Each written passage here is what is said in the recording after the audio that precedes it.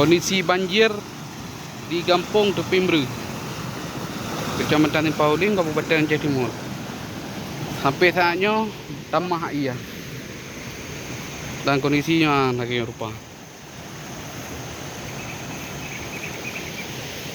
Jalan tanggul pun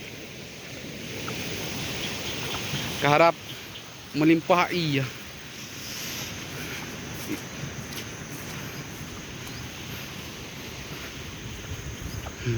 Isinya bagian penduduk kabeh mengungsi